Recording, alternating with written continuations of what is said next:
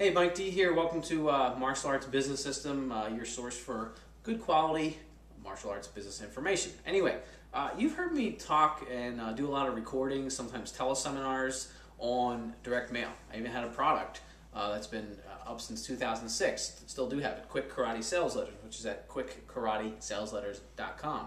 But since with the power of video, what I want to do is actually do this quick video on direct mail for your martial arts school. Hopefully I can take a few minutes and just really demystify the process for you and give you a couple tips that you can use to start literally making this be successful. A lot of people have the fallacy because there's a lot of some services in our industry, the martial arts industry, that say, well, you have to minimum mail, 3,000, 5,000. And then people say, oh man, if I want to do direct mail, I got to mail all these letters, all these postcards or whatever. Man, I don't want to mail that many. That's crazy. It's expensive. I want to test it. So first of all, that is a bunch of BS. Don't listen to that. You could literally mail 1 or 100 or 1,000 things if you want. That's obviously the way it works now with printing. So don't be lulled and distracted by that. Direct mail, yes, it still works. It's very powerful. Even though, and see, print is not dying.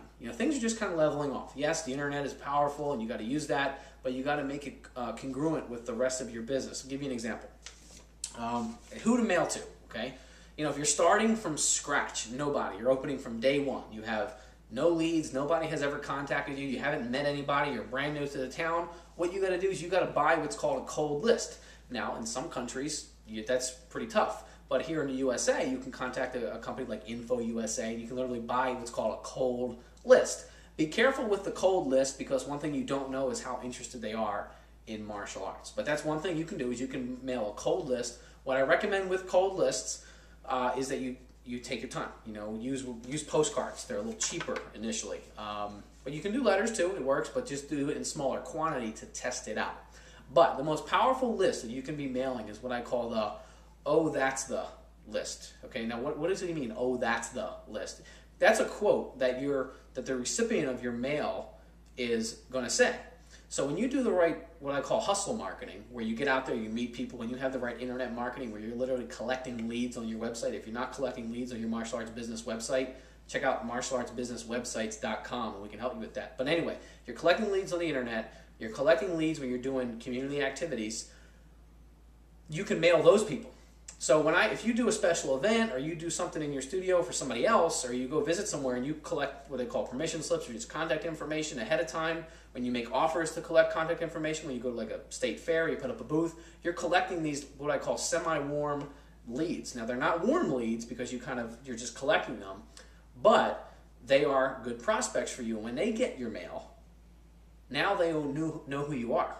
So they say, oh, that's the place we met at the fair, or that's the place we met where we did the women's self-defense class, or that's the place where we went to the birthday party.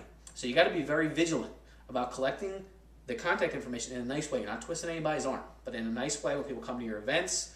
When online, you got to make offers for people to submit those web forms, and then we'll go onto your mailing list. And then when you mail them something, a postcard, whatever, they say, oh yeah, that's the place that, whatever. And then you can make it coordinate with all your other marketing. And you can put out websites.